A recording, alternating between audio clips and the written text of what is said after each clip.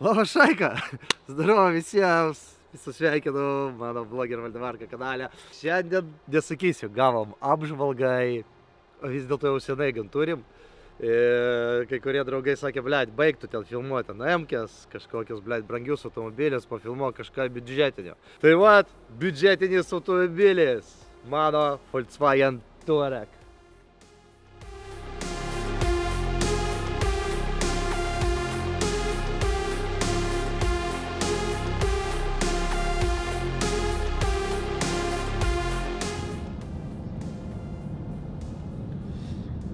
Tai ką, Šaikai, paliubomų daugelis pagalvos ir tikrai bus klausimas su blembas, kaip čia Valdemarka su Volkswagenu, kaip tu priėjai prie šito Passato.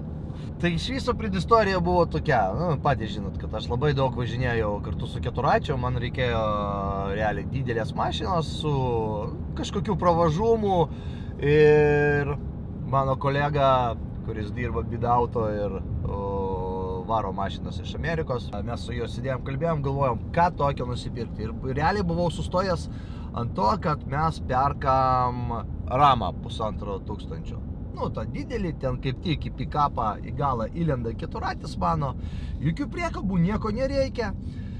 Bet po to pagalvojus, paskaičiavus viską, kilometro kainą, kaštus ir taip toliau, nu, tu kiekvieną kartą turi mokėti už keliukus, už kelių mokestį, nes yra daugiau nei 3,5 tonos. Tada tu turi kiekvienus metus praeiti technikinę. Plus, jis yra labai didelis. Kažkur mieste prisikaparkuot ar kažką panašaus nelabai jau gausis. Paskutinis dalykas – benzinas. Aišku, galima įstatyti dujas, nėra ten super brangu važinėt, nu, bet vis dėlto, aišku, patogu, didelę mašiną ir taip toliau. Ir vienu žodžiu, mes žiūrėjom tos Ramus ir draugelis man sako, blemba, tu pagalvok, o kam tau tas Ramas? Paimk pas mane, sako, Touaregą.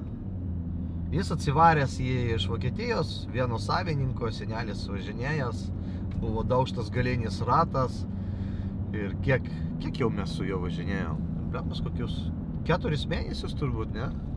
Realiai jau aš virš 20 000 pravažiavęs.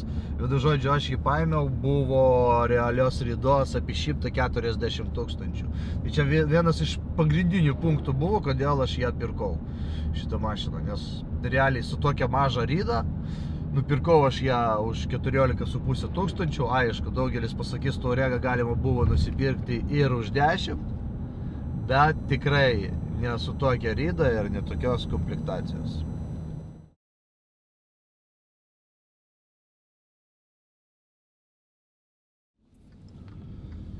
Tai va, ką, pakalbėsim turbūt apie komplektaciją. Čia jau kaip mano asmeninė mašina, tai aš jau nuo A iki Z viską apie ją žinau. Variklis 3 litrai dizelis, 180 kW, 8 pavarų japoniška dėžė, čia ne DSG, čia nuo japoniška kažkokia dėžė, stovi greitai jungia, labai daug niutonų laiko, viskas tvarkoj kaip džipui. Plus aš dabar dar jį užčipavęs, tai ten apie 200 plus kilovatų jinai turi ir dėžė irgi perrašyta, nes pirmutiniai, kai tik atsisėdau ant jo, buvo gazas labai giliai. Nu, kaip paaiškinti, tai pedalo tu daug spaudi ir jis tik tai po to pradeda važiuoti. Tai mes, kai užčipavom, perrašėm dėžę, jis pradėjo daug smagiau važiuoti. Ne dėl greičio, ne dėl ko, čia, kur tu čia su dizeliu greitį padarysi. Šiaip, kad būtų biški patogiau važinėti. Toliau, visos sėdynės šildomas vairas, didžiulė panorama, skaito ženklus, skaito juostas, aklos zonos, distronikas, autopilotas, aišku, pneumo pakaba, on-road, off-road režimai, galima komfortą, normalą pastatyti, sportą, čia važiuojant asfaltų daugiau.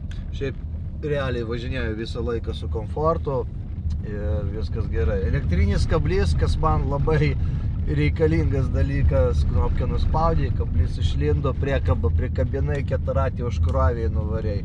Aš net su šito Passato Gurskio fūrą traukiau. Buvo užbuksavęs mūsų antram etapė vėvėje pievai. O jeigu tau reikia keturačio, arba moco, arba aprangos, tai šaikai, kreipkitės į Motofoxą. O su promokodu Blogger gausit nuolaidas aksesuarams, dalims bei remontui. Visų laukiam. Čia.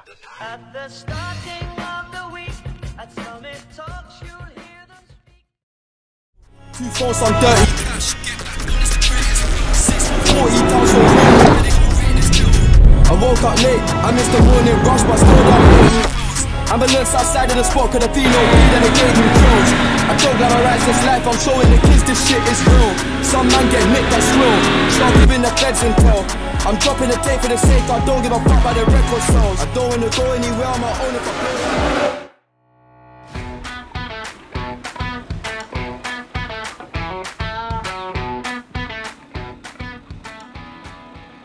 Nežinom, ko tikėtis. Kaip matot, mašina labai stipriai kyla į viršų. Tai čia vienas iš tų pliusų, kurie man patinka, nes realiai krylinasas daug didėja ir dabar galim nebijoti to, kad kažkur atsiriapsi ar dar kažkas. Jeigu tiesa, realiai dabar gali palysti po mašiną ir kardaną pakeisti, jeigu moki.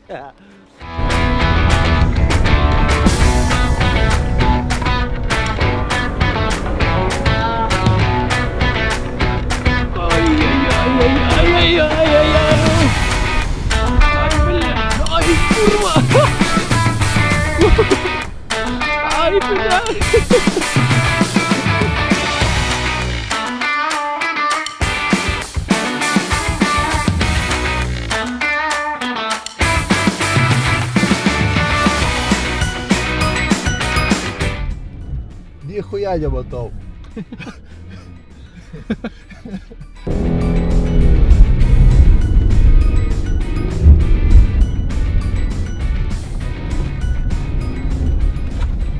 Kelio toks mini offroadas. Aš pirmą kartą buvau tokia offroadė, viskas dėl jūsų gaila, aišku, Passatėlę savo. Jau dar keturatį vežiot ir vežiot. Bet likau nustebintas. Tu irgi, Viljamai, turbūt likai. Man patiko. Oi, kurva! Bibidėjau! Aišku, nerašykit komentaruose, tai aš ten su savo Audi Quattro vašė išneščiau visus. Iš tikrųjų, nėra skirta mašina ten offroadų ir taip toliau, ir kai kuriuose vietose, kaip ir daugelis, kas važinėja bekelę žino, nuo pirmos pavaros į antrą automatas permeta, nėra loko, kad užlokinti pirmą pavarą. Tai būna, kol perjungia pavarą, nusimeta greitis ir tu sustoji. Va tas vat, labai užpisa, bet nu nieko nepadarysi. Čia miesto visureigis, sakykim. Bet po smėlį važiuoja neblogai. Gaila, žinai ko? Tik nauji diskai, naujas kaladėlės. Va tik prieš porą dienų pastačiau. 800 eurų, blėt, per aplinkui. Kainavo ir jau smėlio ten gražga, barška, taip toliau. Ką mes galvojau, važiuojam, nuplausim turbūt ją. Jo?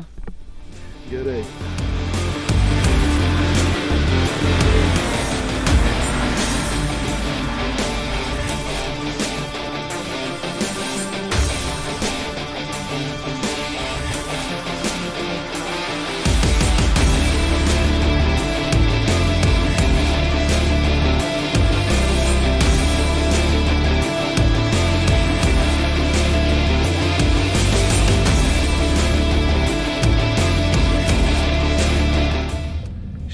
Esu patenkintas mašiną. Niekada negalvojau per savo gyvenimą, kad aš kažkada, blemba, sakysiu, kad vagas yra gerai. Kad vagas važiuoja gerai, minkštai. Kad man patinka vagas. Nu, žmonės su metais visą laiką keičia savo nuomonę. Aišku, širdį vis tiek norėčiau kokio nors, blet, nežinau, M2 mažiukas su mechankė. Va dabar antrą ir...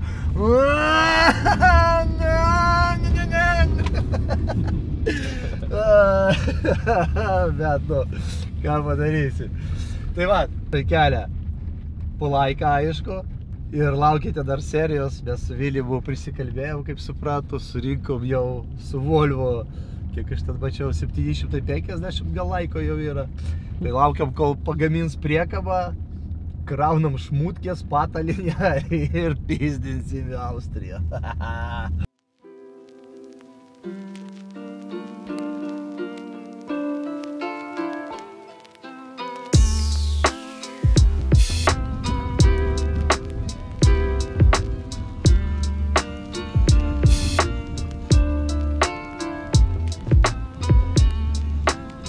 Kas čia kelia?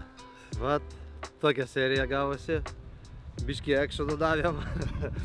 Biškį papasakojom. Kaip viena mano draugė pasakė apie mano Passatą. Ai, žengiau tada konkrečiai. Tai va, turbūt paaiškinau, kodėl pasirinkau ypač šį automobilį. Iš tikrųjų patenkintas, kaip ir minėjau, niekada negalvojau, kad džiaugsiuos važinėdamas su Volkswagenu. Bet iš tikrųjų, tikrai mano lūkesčius atitinka pilnai. Tai va čia kelia. Nepamirštam savo laiko, nepamirštam savo komentaro, parašykit savo nuomonę ir parašyk, su kokia mašina važinėjai tu. Vat įdomu, su kokiom mašinom važinėja mano sekėjai. Tik tai ne taip, su M5, F90, 58 komentarai. Šaika, dėkui, kad žiūrėjot. Visiems geros likusios dienos, o mes su Viliamu ką? Varom ruoštis ir eisus, seni. Все, šaika, laukit naujų serijų, gal dar porą bus apžvalgų ir po to bus ilgas įdomus reisas. Visiems ate.